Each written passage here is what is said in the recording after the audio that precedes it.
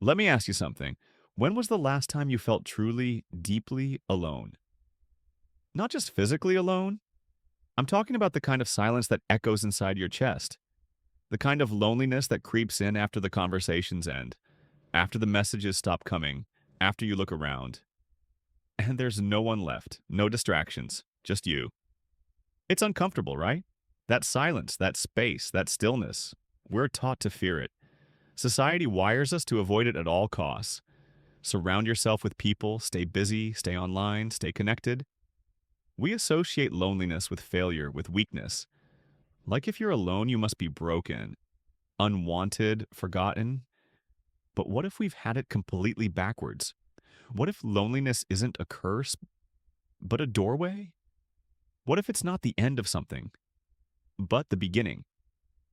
See, there's a version of you that you've never met, a version buried underneath opinions, expectations, obligations, and noise. And the only way to reach that version is through the silence, through solitude, through sitting with the very thing you've spent your whole life running from yourself. Loneliness is not the absence of people, it's the presence of yourself. And that is where transformation begins. When you're alone, truly alone, something starts to happen. The masks fall off, the distractions lose their grip. There's no audience to perform for, no one to impress. The fake smiles, the filters, the carefully crafted identities, they all fade. What's left is the real you. And at first, that's terrifying because you start to hear your thoughts, really hear them. The fears, the insecurities, the anger, the dreams you buried, the regrets you avoided. Everything comes up. That's why most people never stay in that silence. Because facing yourself is one of the hardest things a human being can do. But if you stay just a little longer, you begin to notice something else. Clarity. You see who you really are, what you truly want, what no longer serves you. You start to rebuild, not from pressure, not from comparison, but from truth. And truth is powerful. Some of the strongest people you admire, they were forged in solitude, not in parties, not in group chats, in empty rooms, in long nights, in quiet walks, in journal entries no one will ever read. That's where they became dangerous. Not because they avoided loneliness, but because they used it. They used the stillness to train, to reflect, to create, to evolve. And you can too. Let's be honest. You don't grow when it's easy. You grow when it's silent, when it's uncertain, when you're uncomfortable. Loneliness strips away everything unnecessary.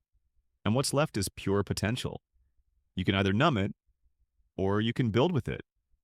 You can turn your pain into progress, your stillness into strength, your loneliness into your laboratory, because when you stop needing other people to validate you, you become untouchable. When you stop chasing approval, you start chasing purpose. And when you stop avoiding yourself, you become your greatest ally instead of your biggest enemy.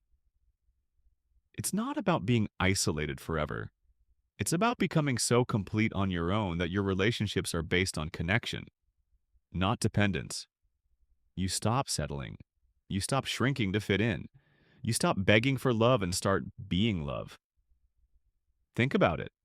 The most peaceful people you know, they're not the loudest. They're not the busiest.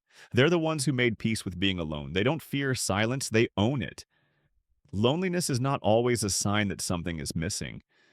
Sometimes it's a sign that you're finally getting rid of what's been holding you back. But here's the twist.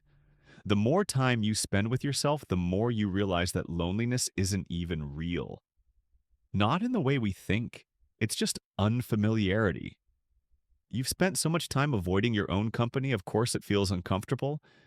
But the more you show up, the more you realize you're not alone. You have you. And maybe that's been the missing piece all along. So if you're in a lonely season right now, don't rush through it. Don't numb it. Don't see it as wasted time. See it as training. See it as the forge, the gym for your soul. This is where you become someone no one can break. Use the silence to hear your own voice again. Use the empty time to fill your mind with books, learning, reflection. Use the quiet nights to plan your escape, your comeback, your next chapter. Because one day, and it might be sooner than you think, you'll look back and realize that lonely chapter, it was sacred.